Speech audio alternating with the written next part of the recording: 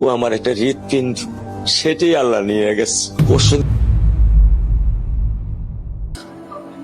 আমি এই কলজাটা ছাড়া আমি থাকবো কেমনি? একটি ছোট্ট শিশু যার হাতে থাকার কথা ছিল বই আর রঙিন স্বপ্ন, কিন্তু সেই শিশুটির শেষ মুহূর্তগুলো পরিণত হলো এক ভয়ঙ্কর দুঃস্বপ্নে।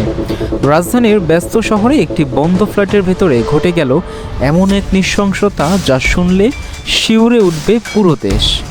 পল্লবীর 8 বছরের শিশু রামিসা, প্রাথমিকভাবে তাকে ধর্ষণের পর হত্যা করার ঘটনায় আদালতে ভয়াবহ স্বীকারোক্তিমূলক জবানবন্দি দিয়েছে গ্রেফতার আসামি সোহেল রানা। আদালত সূত্রে জানা যায়, ঘটনার দিন সকালে রামিসা বাসা থেকে বের হলে সোহেলের স্ত্রী স্বপ্না আক্তার তাকে কৌশলে নিজেদের ফ্ল্যাটে নিয়ে যায়। এরপর শিশুটির উপর চালানো হয় অমানবিক নির্যাতন। প্রাথমিক পর্যায়ে ধারণা করা হয় রক্তপাত বন্ধ করতেই শিশুটিকে শ্বাসরোধে হত্যা করা হয়।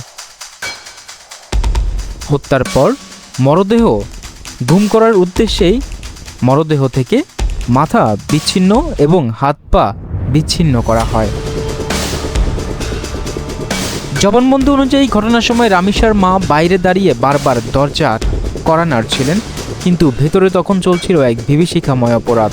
পরে ঘটনাটি গোপন করতে শিশুটিকে বাথরুমেই মস্তিষ্ক অর্থাৎ মাথা বিচ্ছিন্ন করেই রেখে গ্রিল কেটে পালানোর চেষ্টা করে ভুক্তভোগী আসামি। এক পর্যায়ে ফ্ল্যাটের জানালার গ্রিল কেটে তিনি পালিয়ে যায় অভিযুক্ত সোহেল রানা। তবে শেষ রক্ষা হয়নি। পরে ফতুল্লা এলাকার থেকে তাকে গ্রেফতার করে পুলিশ।